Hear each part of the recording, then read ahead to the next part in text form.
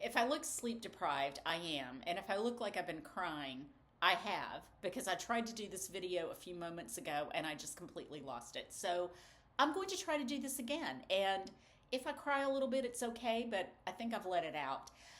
We all know what happened last week over the Potomac River in the District of Columbia with the collision between the Army Black Hawk helicopter and the American Airlines regional jet.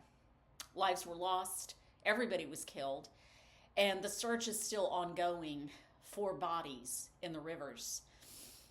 I think about the families who are left behind.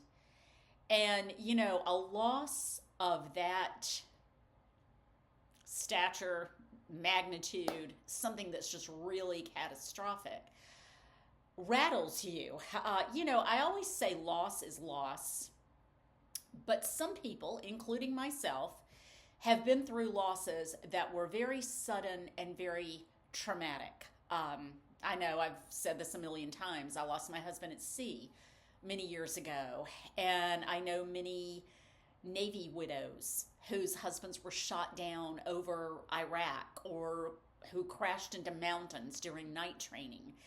I have a friend whose first wife was a flight attendant on one of the worst airline disasters on U.S. soil, where all lives were lost.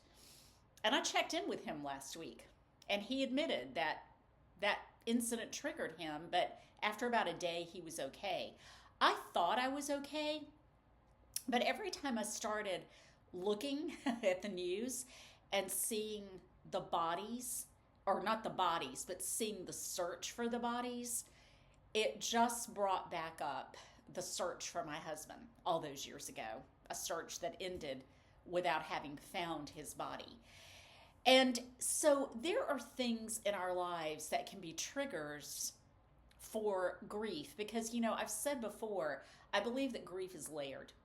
I don't think we ever fully get over losses of loved ones, whether it's by death, whether it's a friend who just treats you as a cast off, similar situation I've had in my own life. Whatever it is, there can be triggers. And sometimes they're unexpected. Some of those little subtle things that might trigger a grief reaction or tears. And then there are the big ones, like last week, that can bring a lot of things back. And so, what I've decided? I didn't sleep very much last night. I had a lot of things bouncing around in my head when I woke up at about 3:30 a.m. And I just decided that for the next month or so, I'm lying pretty low. I'm just going to be pretty quiet. I'm working on my Advent devotional book, working on some taxes, doing a little bit of coaching, teaching yoga, some seminars, but I'm really not going to add much else to my calendar. I just want to cultivate some peace and do some processing of some things that are down in me that I don't feel that I have truly processed and dealt with. And maybe you can identify with that. So I would encourage you, if you are somebody who's gone through several grief journeys and sometimes different things trigger that grief and bring it up, do some self-examination.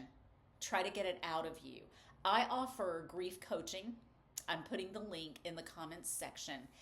And you can connect with me, but I might not start you until April or so, or March. But one of the things I love about my grief coaching program is that I incorporate the whole body, because the body does hold grief. And a good cry like I had a while ago can be a beautiful thing, because I have not cried in this message. And I was sobbing in the last one. I thought, I just can't put this on social media. But in my grief coaching, being a registered yoga teacher, dealing with breath work, I do a lot of that to help clients breathe it out, move it out, cry it out. I think we have to address the whole person when we're going through the grief coaching or grief counseling. So if that speaks to you, connect with me. I offer 30-minute free consultations, no obligation. I'm not a hard salesperson. And we can get to know each other, and I can find out a little bit about your own grief journey and see if we might be a good fit to help you heal. I feel like I am a healed person. But again, triggers happen. And sometimes we just have to step back and say, I just need to do some work and I need to lean into this and just be quiet and have a little peace. Hope you have a great day and I hope you have a really great week.